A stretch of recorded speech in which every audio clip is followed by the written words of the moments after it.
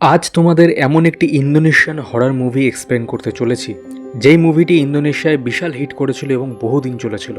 তো হ্যালো বন্ধুরা, আমি হলাম আকাশ আর তোমরা দেখছো সিনেকন বাংলা। আর আজ আমি কুতুকান সেম্বিলান সেটান এই ইন্দোনেশিয়ান মুভিটিকে এক্সপ্লেন করতে চলেছি। গল্পের শুরুতে আমাদের দেখানো হয় 1940 সালের ইন্দোনেশিয়ার একটি ভিলা বা বাংলো বাড়িকে। সেখানে আমরা দেখতে পাই 7-8 বছরের একটি বাচ্চা মেয়েকে, যে কিছু একটা দেখে ভয় পেয়ে দৌড়ে পালাচ্ছে এবং তার জামাতে রক্ত লেগে রয়েছে। তারপর মেয়েটি একটি কাঠের আলমারির মধ্যে লুকিয়ে পড়ে। সেখানে বসেই সে কাঁটা চামচ দিয়ে বোনেটের কাঠের দেওয়ালে ডাচ ল্যাঙ্গুয়েজে কিছু একটা লিখতে থাকে। এরপর সেই রুমে একটি লোক এসে ঢোকে, যার মুখ অর্ধেক কাপড় দিয়ে ঢাকা ছিল এবং হাতে ছিল একটি কাটারি ধরনের অস্ত্র। এবার লোকটি সারা ঘরে খুঁজতে থাকে মেয়েটিকে এবং অবশেষে পেয়েও যায়। তারপর লোকটি মেয়েটিকে মারতেই যাবে, ঠিক সেই সময় মেয়েটির মা পিছন দিক দিয়ে লোকটির উপর ঝাঁপিয়ে পড়ে। তখন আমরা দেখতে পাই মহিলাটির সারা গায়ে কাটা ক্ষত ছিল এবং যেখান থেকে রক্ত বের হচ্ছিল, আর বাচ্চা মেয়েটির সারা জামাকাপড়ে তার মায়েরই রক্ত লেগেছিল। এরপর মেয়েটি খাটের তলায় লুকিয়ে পড়ে এবং সে দেখে লোকটি তার মাকে নৃশংসভাবে সেখানেই হত্যা করে। তারপর খাটের তলা থেকে লোকটি মেয়েটিকে টেনে বের করে, কিন্তু সে কোনো রকমে তার হাত ছাড়িয়ে রুমের বাইরে পালিয়ে যায়। তবে বাইরে দেওয়ালে একটি জায়গায় ধাক্কা খেয়ে মেয়েটি মাটিতে পড়ে যায়। তখন লোকটিও তার পিছনে চলে এসেছিল। এরপর লোকটি মেয়েটিকেও তার মায়ের মতোই ওই অস্ত্র দিয়ে নৃশংসভাবে হত্যা করে। এরপর সিন কাট হয় আর আমাদের 70 বছর পরে 5 জন কলেজ স্টুডেন্টের দেখানো হয়। সেই 5 জনের মধ্যে 3টি ছেলে এবং 2টি মেয়ে ছিল। তাদের মধ্যে একটি ছেলের নাম ছিল মিকো আর বাকি দুজনের নাম ছিল ডেভন এবং ভার্দি, আর মেয়ে দুটির নাম ছিল সারা এবং লিয়া। ওরা 5 জন একটি ক্যাফেতে বসেছিল এবং লিয়া সেখানে ওই ক্যাফেতেই কাজ করত। তো ওদের মধ্যে থাকা ডেভন ঠিক করে যে তারা এই 5 জন বন্ধুরা মিলে গ্র্যাজুয়েশনের আগে কোথাও একটা ঘুরে আসবে। তো সেই প্রস্তাবে সবাই রাজি হলে ডেভন অনলাইন থেকে একটি ভিলা তাদেরকে দেখায়, যার ভাড়া ছিল ইন্দোনেশিয়ান রুপিতে 5 লক্ষ টাকা। আরে দাঁড়াও, ভয় পেও না, ইন্দোনেশিয়ান 5 লক্ষ টাকা মানে ইন্ডিয়ান রুপিতে হয় 2600 টাকা মতো। তো 2600 টাকায় মানে এত কম দামে একটি পুরো ভিলা বা বাংলো রেন্টে পেয়ে যাওয়াতে ডেভন অনেক আগেই সেটা বুক করে রেখেছিল। এরপর ডেভন অনলাইনে বাকিদের সেই বাংলোটার ফটো দেখায়, যেটা দেখে তাদের বেশ পছন্দও হয়। তখন লিয়া বলে, এত কম দামে পুরো বাংলো রেন্টে দিচ্ছে, এটা কোনো স্ক্যাম নয় তো? তখন ডেভন বলে, এই বাংলোটা শুধু সে নয়, তার এক বন্ধুও চেক করেছিল এবং সেও বলেছে এটা সত্যিই ভালো একটি বাংলো, তাই চাপ নিও না। এরপর রাত্রিবেলা তার বন্ধুরা লিয়াকে ক্যাফে থেকে নিয়ে সবাই মিলে গাড়ি করে বেরিয়ে পড়ে সেই ভিলার উদ্দেশ্যে। গাড়ি চালাচ্ছিল ভার্দি এবং তার পাশের সিটে বসেছিল লিয়া। তখন আমাদের একটি ফ্ল্যাশব্যাক দেখানো হয়, যেখানে ভার্দি লিয়াকে একসময় প্রপোজ করেছিল, কিন্তু লিয়া তাকে বন্ধুর থেকে বেশি কখনোই কিছু ভাবত না, তাই সে তখনই ভার্দিকে না বলে দিয়েছিল। এবার লিয়া পাশে বসে থাকায় ভার্দি একটু অস্বস্তি বোধ করছিল। তো সারা রাত ড্রাইভ করার পর সকালের দিকে তারা একটি ধাবাতে গিয়ে পৌঁছায়, যেখান থেকে বাংলোটি তখনও 30 কিলোমিটার মতো দূর ছিল। তো বন্ধুরা একসাথে থাকলে যা হয়, তারা সবাই একসাথে হাসি মজা করে সময় কাটাচ্ছিল এবং খাওয়া দাওয়া করছিল। তখন সেই ধাবায় কাজ করা একটি মেয়ে তাদের জিজ্ঞেস করে, তোমরা কোন হোটেলে উঠছো? তখন ডেভন বলে, আমরা তেনগার ভিলাতে উঠছি। এটা শুনে সেই মেয়েটির মুখ শুকিয়ে যায় এবং তাড়াতাড়ি সে সেখান থেকে চলে যায়। এরপর সেখানে তেনগার ভিলার কেয়ারটেকার নার্তো আসে তাদের নিয়ে যেতে। তারপর তারা সবাই অবশেষে পৌঁছায় তেনভার ভিলাতে। সেখানে পৌঁছানোর পর ভিলাটিকে দেখে তারা সবাই মনক্ষুণ্ণ হয় এবং ডেভনকে দেখতে থাকে। ডেভনও বেশ চুপচাপ হয়ে গিয়েছিল, কারণ তারা ফটোতে যেই সুন্দর ভিলাটি দেখেছিল এটা তেমনটা মোটেই ছিল না। এই ভিলাটির পরিবেশ থমথমে এবং ভিলাটি বহু পুরনো জরাজীর্ণ, মানে এক কথায় ভৌতিক। এবার যতই তাদের খারাপ লাগুক, কিন্তু ডেভন আগেই যেহেতু পুরো টাকাটাই এখানে পেমেন্ট করে দিয়েছিল, তাই 5 দিন তাদের সবাইকে এই ভৌতিক ভিলাতেই কাটাতে হবে। এরপর সারা সেই ভিলার ছবি তোলে এবং তার ইনস্টাগ্রামে পোস্ট করে দেয়। আসলে সে যেখানেই যেত তার স্মৃতি হিসাবে পোস্ট করে রাখতো সোশ্যাল মিডিয়ায়। এবার নার্তো ওদের পুরো ভিলাটি ঘুরিয়ে দেখাতে থাকে। ওরা ভিলার ভিতরে চলে যেতেই আমরা দেখতে পাই ভিলার সামনের একটি দোলনার উপর একটা আত্মা বসে রয়েছে, অর্থাৎ ভিলাটি সত্যি সত্যি ভৌতিক ছিল।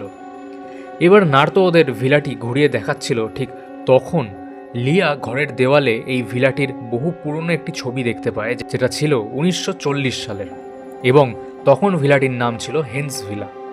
এবার লিয়া নার্তোকে জিজ্ঞেস করে এই ভিলার নাম আগে তো ছিল হেন্স ভিলা, কিন্তু এখন নাম বদলে তেনভার্ট ভিলা রাখা হয়েছে কেন? তখন নার্তো বলে আসলে 1940 সালের কিছু আগে এই ভিলাটি একটি ডাচ ফ্যামিলি কিনেছিল, কিন্তু হঠাৎ করেই এক রাতে কোনো অজ্ঞাত কারণে সবাই মারা যায়। তারপর থেকে কিছু বছর ভিলাটি ফাঁকা অবস্থাতেই পড়েছিল। তারপর তেনভার্ট নামে একজন মার্চেন্ট এটি কিনে নেয়, কিন্তু সেও অদ্ভুতভাবে মারা যায়, আর তখন থেকেই এই ভিলার নাম হয়ে যায় তেনভার্ট ভিলা। এবার নার্তো তাদের সবাইকে বলে রাতে খাওয়া দাওয়ার পর আর কেউ বাইরে বেরোবে না, এবং ভুল করেও কেউ বেসমেন্টে যাবে না। আমি ভিলার পিছনেই থাকি, যদি কোনো কিছু দরকার হয় তাহলে আমাকে জানিও, বলে সে সেখান থেকে চলে যায়। এবার আমরা ভার্দিকে দেখতে পাই যে বাথরুমে ছিল, আর সেই সময় মিকোরও বাথরুম পায়, কিন্তু ভার্দি বাথরুমে থাকায় সে বাইরে একটি কুয়োর কাছে কাজ সারতে চলে যায়। আর তখনই বাথরুমে ভার্দির পিছনে আবার একটি আত্মাকে আমরা দেখতে পাই, কিন্তু ভার্দি এর কিছুই বুঝতে পারে না। তবে প্রথমে ভিলার বাইরে দোলনার উপরে যেই আত্মাটা আমরা দেখেছিলাম সেটা কিন্তু এই আত্মা ছিল না, এটা অন্য একটা আত্মা ছিল। অন্যদিকে মিকো একটি বাচ্চার আত্মাকে দেখতে পায়। সেই বাচ্চা ভূতটি মিকোর পা জড়িয়ে ধরে, যেটা দেখে মিকো ভীষণই ভয় পেয়ে যায় এবং দৌড়ে ভিলার মধ্যে চলে যায়। অর্থাৎ এটা বোঝাই যাচ্ছিল যে এই ভিলাটিতে একটি নয় অনেকগুলি আত্মার বসবাস ছিল। এবার ভিলার মধ্যে গিয়ে মিকো সবাইকে বাচ্চা ভূতটির ব্যাপারে বলতে থাকে, কিন্তু ডেভন আর ভার্দি কেউই তার কথা বিশ্বাস করে না। এবার সেই সময় নার্তো ওদের ঘরে আসে এবং বলে আমাকে শহরে যেতে হচ্ছে কিছু জিনিস আনতে, আসতে একটু দেরি হতে পারে, তোমরা সাবধানে থেকো, বলে সে চলে যায়। এখানে জানিয়ে রাখি ছেলেরা অর্থাৎ ভার্দি, মিকো আর ডেভন একটি ঘরে ছিল এবং লিয়া আর সারা অন্য একটি ঘরে ছিল। এবার আমরা লিয়াকে দেখতে পাই যে কাঠের একটি আলমারিতে জামা কাপড় গুছিয়ে রাখছিল, আর সারা ছিল বাথরুমে। তখনই লিয়া সেই আলমারির দেওয়ালে ডাচ ভাষায় কিছু ধারালো জিনিস দিয়ে কেটে কেটে লেখা একটি ওয়ার্ড দেখতে পায়। এটা হলো সেই লেখাটা যেটা আমরা মুভির শুরুতে দেখতে পেয়েছিলাম, ওই বাচ্চা মেয়েটি কাঁটা চামচ দিয়ে লিখছিল, যার অর্থ ছিল হেল্পার্স। এবার সেই আলমারির ভিতর থেকে একটি বাচ্চার আত্মা বেরিয়ে এসে বলে হেল্পার্স, যেটা দেখে লিয়া ভয় পেয়ে পিছনে সরে আসে। এবার অন্যদিকে সারা বাথরুমে শাওয়ার নজেলের ভিতর থেকে কথা বলার আওয়াজ শুনতে পায়।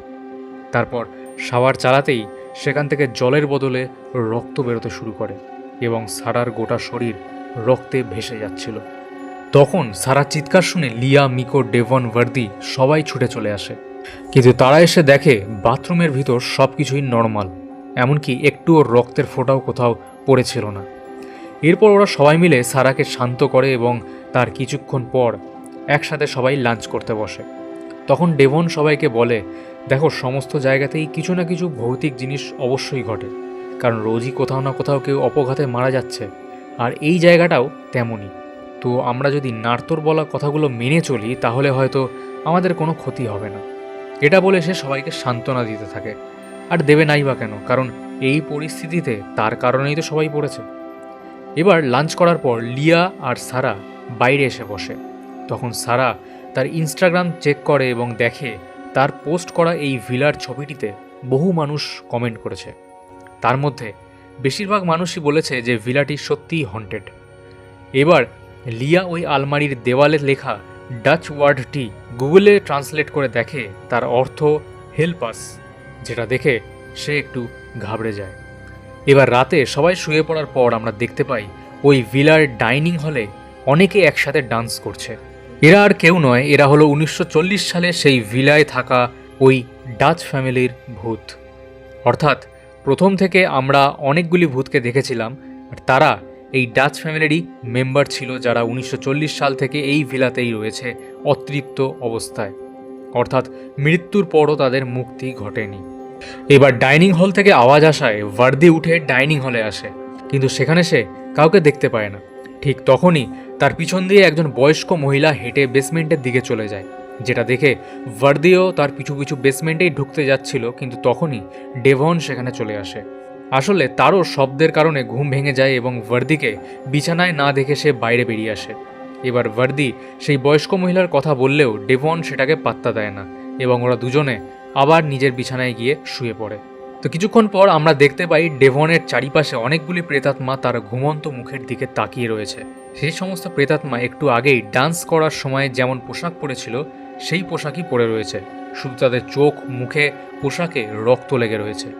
আর ডেভনকে এইভাবে তাদের দেখার কারণ এটা হতে পারে যে ডেভনই যেহেতু এই ভিলা বুক করেছিল, তাই তার প্রতি মৃত ডাচ ফ্যামিলির সবাই রেগে রয়েছে।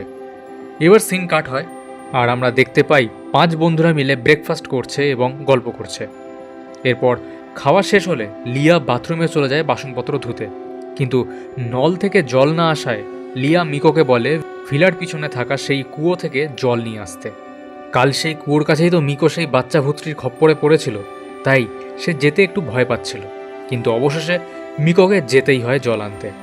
এবার মিকো কুয়ো থেকে যখন বালতি করে জল তুলছিল তখন সে দেখতে পায় কুয়োর পাশেই দড়িতে সাদা কাপড় মেলা রয়েছে এবং তার পিছনে কোনো একজন মহিলা দাঁড়িয়ে কিছু একটা করছে। এবার কৌতূহল বসে মিকো সেই মহিলাটিকে ডাক দিতেই সে বেরিয়ে ছুটে আসে মিকোর দিকে। আর তখন আমরা দেখতে পাই মহিলাটির মুখে কাটা দাগ এবং তার 2 চোখ সাদা, অর্থাৎ এটিও একটি প্রেতাত্মা।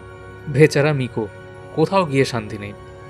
তবে এখানে অদ্ভুত ব্যাপার হলো এই ডাচ ফ্যামিলির ভূতেরা দিন হোক কিংবা রাত সবসময় ভিলাতে ঘুরে বেড়ায় সাধারণ মানুষের মতো।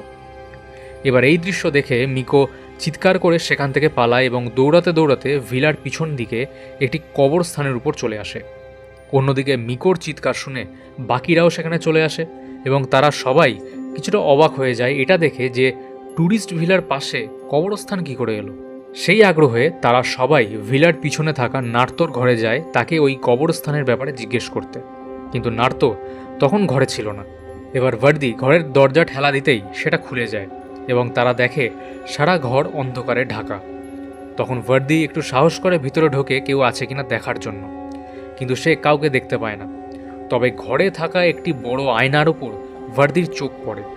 সেখানে ভার্দির প্রতিচ্ছবি ভেসে উঠেছে। তবুও ভার্দি অদ্ভুতভাবেই নিজেকে আয়নায় দেখতে থাকে আর নিজের মুখ থেকে কিছু একটা ডোলে ডোলে তুলে ফেলার চেষ্টা করতে থাকে, যদিও আমরা অডিয়েন্সরা দেখতে পাই না যে ভার্দি ঠিক কী দেখেছে। আর ঠিক তখনই কেউ একজন তার কাঁধে হাত দেয় আর ভার্দি লাফিয়ে ওঠে।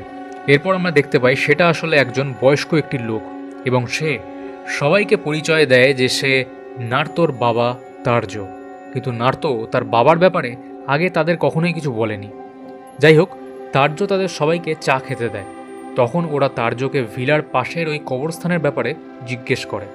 তখন সে বলে এই ভিলাটি ছিল একটি ডাচ ফ্যামিলির, যার মালিক ছিল হেন্স নামক একজন ব্যবসায়ী, আর হেন্সের স্ত্রী ছিল ইন্দোনেশিয়ান একজন মহিলা।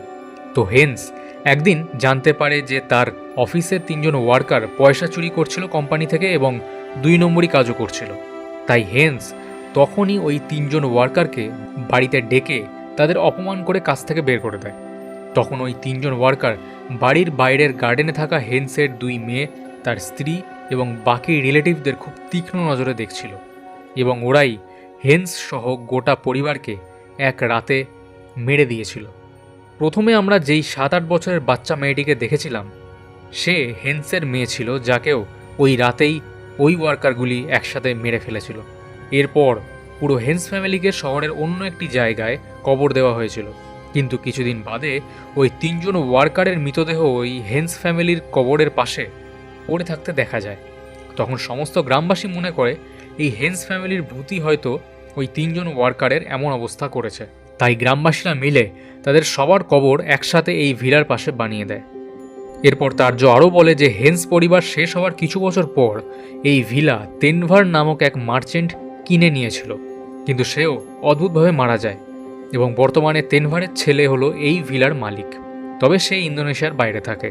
প্রথমে তো সে এই ভিলাটিকে বিক্রি করতে চাইছিল, কিন্তু আগেই মার্কেটে এই ভিলাটি ভূত বাংলো নামে তকমা পেয়ে গিয়েছিল, তাই আর বিক্রি হচ্ছিল না। তখন তেনভারের ছেলে ঠিক করে এই ভিলাটিকে রেন্টে দেবে এবং সেখানকার টাকা নিয়ে বাংলোটিকে মেরামত করবে। আর ডেভনই ছিল তার প্রথম রেন্ট পাওয়া কাস্টমার।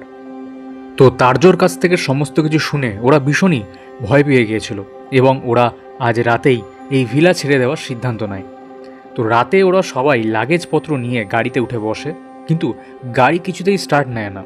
তখন রাগের চোটে মিকো গাড়িতে জোরে একটা ঘুষি মারে, আর এটা দেখে ভার্দি ভীষণই রেগে যায়, কারণ গাড়িটা তারই ছিল। তখন দুজনের মধ্যে ঝামেলা শুরু হলে লিয়া তাদেরকে থামায়। তখন তার্জো আসে এবং ওদের বলে, কাল নার্তো এসে তোমাদের গাড়ি ঠিক করে দেবে, তোমরা বরং আজ রাতটা ভিলাতেই কাটিয়ে দাও। এবার ওরা ভিলাতে ঢুকে সবাই এক জায়গায় বসে। তখন লিয়া একটি কাবার্ডের মধ্যে থেকে কাচের গ্লাস বের করছিল। তখন সেখানে একটি বাচ্চা মেয়ের আত্মাকে দেখতে পায় লিয়া, কিন্তু সে যেহেতু পুরো ঘটনাটাই জেনে গেছিল, তাই সে খুব একটা ভয় পায় না এবং চিৎকারও করে না। আর তার পর মুহূর্তেই আবার বাচ্চাটির আত্মা সেই জায়গা থেকে গায়েব হয়ে যায়। এরপর ওরা সবাই ড্রিঙ্কস করে, খাওয়া দাওয়া করে। তখন ভার্দি সবার সাথে একটি সেলফি তোলে, কিন্তু ওরা সেটা খেয়াল না করলেও আমরা অডিয়েন্সরা দেখি সেই সেলফিতে সবার মুখ পরিবর্তন হয়ে কেমন অদ্ভুত হয়ে গেছে।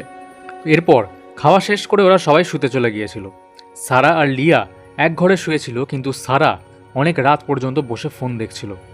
তখনই হঠাৎ হ্যান্সের স্ত্রীর ভূত সারার উপর আক্রমণ করে, আর সারা জোরে চিৎকার করতে শুরু করে। সেই চিৎকারে লিয়া ঘুম থেকে উঠে বসে, কিন্তু ততক্ষণে সারা বাদে আর কাউকেই সে দেখতে পায় না। অন্যদিকে ডেভন নিজের ক্যামেরা দেখছিল, কিন্তু তখনই হঠাৎ করে ক্যামেরার মধ্যে হ্যান্সের স্ত্রীর রক্তমাখা মুখ ভেসে ওঠে। ডেভন সেটা দেখে লাফিয়ে ওঠে, কিন্তু সামনে কাউকে দেখতে পায় না। এবার মিকো আর ভার্দি ঠিক করে যে বাইরে কোনো ধাবায় গিয়ে খাবার নিয়ে আসবে। এবার সেই কথা ডেভনকে বলতে সেও রাজি হয়ে যায়। এরপর তারা সারা আর লিয়ার রুমে যায় তাদেরকে ডাকতে।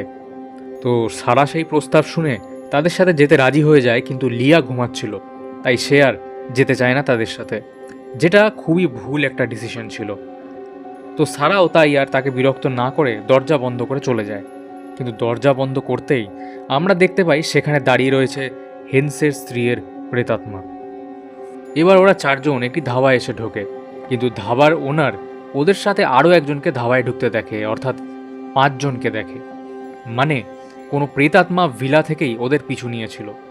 এবার সারা ইনস্টাগ্রাম খোলে, সে কিছুক্ষণ আগেই খেতে গিয়ে ভার্দির তোলা সেই সেলফিটা কিছু না দেখেই আপলোড করে দিয়েছিল। সেটা সে এখন ভালো করে দেখে, এবং কিছু লোক কমেন্টও করেছিল যে তাদের দেখতে পুরো ভূতের মতোই লাগছে। তখন সারা ভার্দি আর ডেভনকেও ছবিটি দেখায়, তারাও সেটা দেখে অবাক হয়ে যায়। তখন ধাবার ওনার তাদের জন্য 5টি ড্রিঙ্কস নিয়ে আসে। এবার ভার্দি বলে যে আমরা তো 4 জন রয়েছি, তাহলে আপনি 5টি ড্রিঙ্কস এনেছেন কেন? তখন সেই ওনার বলে যে তোমরা যখন এলে তখন তো আমি 5 জনকেই দেখলাম, আরেকজন কোথায় গেল? যেটা শুনে ওরা সবাই অবাক হয়ে যায়। এবার অন্যদিকে আমরা দেখতে পাই হেন্সের স্ত্রীর আত্মা লিয়াকে পিছন দিক থেকে জড়িয়ে ধরে শুয়ে রয়েছে এবং লিয়াকে ভয় দেখাচ্ছে। তো লিয়া ভয় পেয়ে কোনো রকমে উঠে গিয়ে দরজা খোলার চেষ্টা করে, কিন্তু কিছুতেই দরজা খোলে না। তারপর হঠাৎ করেই দরজা নিজের থেকে খুলে যায় এবং লিয়া দেখে সারা আর ডেভন কেমন অদ্ভুতভাবে হাঁটতে হাঁটতে বেসমেন্টের দিকে যাচ্ছে। তো তাদের দেখে লিয়াও তাদের পিছন পিছন যেতে থাকে। অন্যদিকে ধাবা থেকে ভার্দি, ডেভন, মিকো আর সারাও ভিলাতে চলে এসেছিল, কিন্তু লিয়া কিছু দূর ওই নকল ডেভন আর সারার পিছু পিছু যাওয়ার পর সে বুঝে যায় যে কিছু একটা গড়বড় রয়েছে। তাই লিয়া ওপরে চলে আসে এবং আসল ডেভন সারাদের সাথে দেখা হয়ে যায় তার। তখন লিয়া সমস্ত ঘটনা ওদেরকে খুলে বলে এবং ওরা ঠিক করে সারা রাত জেগে থাকবে আর সকাল হওয়া মাত্রই বেরিয়ে যাবে এই ভিলা ছেড়ে। তারপর ওরা সবাই রাতে একসাথে বসে কথা বলতে থাকে। এরপর মিকো ঘরের বাইরে আসে, কারণ সে বেসমেন্টের থেকে অদ্ভুত সব শব্দ শুনতে পাচ্ছিল। আর সেই শব্দ শুধু মিকো নয়, ডেভনও শুনতে পেয়েছিল, কিন্তু ওরা কেউই বেসমেন্টে যাওয়ার সাহস পাচ্ছিল না। আর নার্তো তো তাদের আগেই বারণ করেছিল বেসমেন্টে যেতে। এবার মিকো ওদের সবাইকে বলে শুধু শুধু এই ভুতুরে জায়গায় বসে না থেকে বরং আমরা এখানকার ফেমাস সানরাইজ পয়েন্টে যাই, একসাথে সানরাইজ দেখি। তো এই প্রস্তাব দিতেই সবাই এক কথায় রাজি হয়ে যায়। তারপর ওরা 4 জন খুব ভালোভাবে সানরাইজ দেখে এবং একটি গাড়ি রেন্টে নিয়ে সমস্ত ফেমাস জায়গা ঘুরে দেখে এবং খুব মজা করে। এবার ওরা যখন একটি ওয়াটারফলসের কাছে ছিল, তখন ফার্দির কাছে নার্তোর কল আসে। সে জানায় যে তার গাড়ি সম্পূর্ণ ঠিক হয়ে গেছে। তখন ভার্দি বলে তোমার বাবা তার্জকেও আমাদের ধন্যবাদ জানিও, কারণ কাল রাতে সেও আমাদের খুব সাহায্য করেছে। ভার্দির কথা শুনে নার্তো খুবই অবাক হয়ে যায় সে বলে, আমি তো এখানে একাই থাকি, আর আমার বাবা তো জাকার্তায় থাকে। যেটা শুনে ওরা সকলেই খুব অবাক হয়ে যায়। তাহলে কাল রাতে ওরা কার সাথে এত কথা বলল? এবার আমাদের অতীতের অর্থাৎ 1940 সালের ওই রাতের কিছু দৃশ্য দেখানো হয়। ওই তিনজন ওয়ার্কার খুবই নৃশংস হয়ে পুরো হেন্স ফ্যামিলিকে মারছিল। সেখানেই আমরা তারজকেও দেখতে পাই। সেও হেন্সের কোম্পানিরই আরেকজন ওয়ার্কার ছিল এবং তাকেও ওই তিনজন ওয়ার্কার মিলে হত্যা করে। অর্থাৎ কাল ওরা তারজোর প্রেতাত্মার থেকেই সমস্ত ঘটনা শুনছিল। এইবার আমরা দেখতে পাই সেই রাতে মরিস নামের সেই বাচ্চা মেয়েটির জন্মদিন ছিল এবং পুরো পরিবারের সবাই মিলে একসাথে ডান্স করছিল। আর তখনই ওই ওয়ার্কার্সরা এসে সবাইকে মেরে ফেলে। অর্থাৎ ওই রাতের পার্টিকুলারলি ওই মুহূর্তেই সমস্ত হেন্স ফ্যামিলির প্রেতাত্মারা আটকে রয়েছে। সেই কারণেই রাত হলে তারা একই রকমভাবে ডান্স করে। অন্যদিকে আমরা দেখতে পাই একটি বয়স্ক মহিলা বেসমেন্ট থেকে বেরিয়ে আসছে এবং তারপর সে বসে পিয়ানো বাজাচ্ছে। তখনই ওরা পাঁচজন ফিরে আসে ভিলাতে। এবার ওরা যেই ভিলাতে ঢোকে অমনি ওই বয়স্ক মহিলাটি বেসমেন্টে ঢুকে যায় এবং তাকে বেসমেন্টে ঢুকতে ভার্দি দেখে নেয়। আর তখনই সারা ভিলা জুড়ে লাইট আপ ডাউন হওয়া শুরু হয়। এবার ভার্দি আর ডেভন বেসমেন্টে যাওয়ার সিদ্ধান্ত নেয়, কিন্তু মিকো, লিয়া, সারা ওদের দুজনকে বারণ করলেও তারা শোনে না। এবার ডেভন আর ভার্দি যেই বেসমেন্টের একটি ঘরে ঢোকে অমনি বেসমেন্টের দরজা একা একাই বন্ধ হয়ে যায়। তখন বেসমেন্টের বাইরে মিকো, লিয়া আর সারা দাঁড়িয়ে ভাবছিল কি করা যায়। ঠিক তখনই নার্তো সেখানে চলে আসে এবং মিকোকে নিয়ে সে বেসমেন্টের দরজা খোলার চেষ্টা করে। অন্যদিকে বেসমেন্টের ভিতরে অন্ধকার থাকায় ডেভন ফোনের ফ্ল্যাশ লাইট জ্বালায় এবং তখন তারা হেন্স ফ্যামিলির বহু পুরনো অনেক ছবি দেখতে পায়। এদিকে বাইরে তখন হেন্স ফ্যামিলির ভূত লিয়া আর সারাকেও ভয় দেখাতে থাকে। এবার বেসমেন্টের ভিতরের একটি ঘরে আমরা সেই বয়স্ক মহিলাটিকে দেখতে পাই যে তখন পিয়ানো বাজাচ্ছিল। সে কিন্তু ভূত ছিল না, সাধারণ মানুষ ছিল এবং সে একটি কাঠের চেয়ারে বসেছিল। তো তাকে ওইভাবে ওই অবস্থায় বসে থাকতে দেখে ভার্দি আর ডেভন ওই বয়স্ক মহিলাটিকে সেই বেসমেন্ট থেকে বের করে আনে এবং তাদের সব বন্ধুদের সামনে বসায়। তখন আমরা জানতে পারি যে ওই বয়স্ক মহিলাটি আর কেউ নয়, সে হলো মরিস। অর্থাৎ মুভির শুরুতে যেই 7-8 বছরের বাচ্চা মেয়েটিকে আমরা দেখেছিলাম সেই হলো এই মরিস। সেই রাতে ওই তিনটি ওয়ার্কার ভেবেছিল মরিস বোধহয় মারা গেছে, তাই তারা তাকে ওখানে ফেলেই ভিলা ছেড়ে পালিয়ে যায়। কিন্তু গ্রামবাসীরা পরে মরিসকে উদ্ধার করে এবং তাকে হসপিটালে নিয়ে আসে। তখন জানা যায় যে মরিসের কোমরের হাড় ভেঙে গেছে এবং সে কোনোদিন আর সোজা হয়ে চলতে পারবে না। তো হসপিটালে শুয়ে মরিস তার পরিবারের কথাই মনে করে কাঁদছিল। কিন্তু তারপর আর সে হাসপাতালে থাকতে না পেরে কোনো রকম হসপিটাল থেকে পালিয়ে তাদের হেন্স ভিলাতে চলে আসে। আর তখন সে দেখে তার মা ভিলার গেট খুলে দিচ্ছে এবং ফ্যামিলির বাকি সবাইও সেখানেই দাঁড়িয়ে রয়েছে। এরপর মরিসকে নিয়ে বাকি সবাই ভিলার ভিতরে চলে যেতে থাকে। আসলে এরা কেউই তখন জীবিত ছিল না। মরিসকে এবং এই ভিলাকে হেন্স ফ্যামিলির সবাই খুব ভালোবাসত, তাই তারা বিগত 70 বছর ধরে এই ভিলাতে থেকেই মরিসকে রক্ষা করছে, তাকে সমস্ত বিপদ থেকে বাঁচাচ্ছে।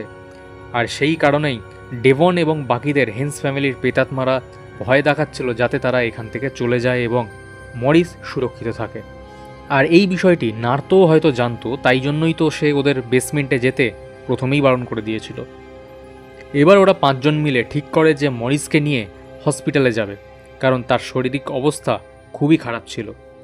এবার তাকে নিয়ে যেই ওরা বেরোতে যাবে অমনি সারা ভিলার লাইট আপ ডাউন হতে শুরু করে এবং হেন্স ফ্যামিলির সমস্ত সদস্যরা সেখানে চলে আসে আর তাদের আটকাতে থাকে। আর স্বাভাবিকভাবেই মরিস হলো তাদের সন্তান, এতদিন তাকে আগলে রেখেছে, এখন তাহলে তাকে কেন তারা যেতে দেবে? এবার ভূতেদের সাথে কি আর মানুষ পারে? তাই তারা মরিসকে নিয়ে আবার চলে যায় এবং মরিসও তার পরিবারের সাথেই থাকতে চায়, তাই সেও স্ব-ইচ্ছায় তাদের সাথে ফিরে যায়। কিন্তু হেন্সের ভূত তাদের সবাইকে আবার উল্টে আক্রমণ করে এবং মারতে থাকে। তারপর ভার্দিকে ধরে নিয়ে ভিতরে চলে যায়। ডেভন, মিকো ওরা অনেক আটকানোর চেষ্টা করে কিন্তু কিছুতেই পারে না। এবার ওরা চাইলেও তখন ভিলা ছেড়ে পালাতে পারতো, কিন্তু তারা সবাই ভার্দির জন্য অপেক্ষা করছিল যদি সে ফিরে আসে। আর অদ্ভুতভাবেই তার কিছুক্ষণ বাদে সত্যি সত্যি ভার্দি ফিরে আসে। ভার্দি একদম স্বাভাবিক মানুষের মতোই ফিরে আসে, অর্থাৎ তার গায়ে কোনো আঘাতের চিহ্ন পর্যন্ত ছিল না, যেটা একটা অদ্ভুত ব্যাপার ছিল। তারপর ওরা আর একটুও দেরি না করে পাঁচজন মিলে গাড়ি নিয়ে ভিলা ছেড়ে বেরিয়ে পড়ে। তারপর দেখা যায় ভিলার মধ্যে আবার সমস্ত হেন্স পরিবার একসাথে ডান্স করতে শুরু করেছে মরিস সমেত, এবং এখানে আমরা মরিসের 7-8 বছরের ওই রূপটাকেই দেখতে পাই। তারপর সিন কাট হয় আর আমরা দেখতে পাই এবার ভার্দির বদলে ডেভন গাড়ি চালাচ্ছিল এবং বাকিরা রেস্ট করছিল, কারণ স্বাভাবিকভাবেই তাদের উপর তো আর কম ধকল গেল না। কিন্তু ভার্দি জেগেছিল, আর তখন আমরা দেখতে পাই ভার্দির মুখটা ধীরে ধীরে পরিবর্তন হয়ে হেন্সের মুখের মতো হয়ে যায়, অর্থাৎ ভার্দির শরীরে তখন হেন্সের আত্মা ঢুকে রয়েছে। আসলে হেন্সের অনেক মানসিক ইচ্ছা ছিল যেগুলো সে পূরণ করতে পারেনি, তাই অন্ধকারে ভার্দিকে টেনে নিয়ে গিয়ে তাকে সে পজেস করে আবার স্বাভাবিকভাবে ফিরে এসেছিল। আর নার্তোর ঘরে যখন ওরা ঢুকেছিল তখন ভার্দি আয়নায় কিছু একটা দেখে নিজের মুখ হাত দিয়ে ডলছিল, আমরা দেখেছিলাম। আসলে সেদিন ভার্দি আয়নায় নিজের মুখের জায়গায় হেন্সের মুখটাই দেখেছিল, অর্থাৎ হেন্স প্রথম থেকেই ভার্দিকে টার্গেট করেছিল। তারপর মুভিটি এখানেই শেষ হয়ে যায়। তোমাদের কেমন লাগলো মুভিটি অবশ্যই জানাও কমেন্ট করে। খুব শীঘ্রই আরও একটি মুভির এক্সপ্লেনেশন নিয়ে হাজির হব তোমাদের সামনে।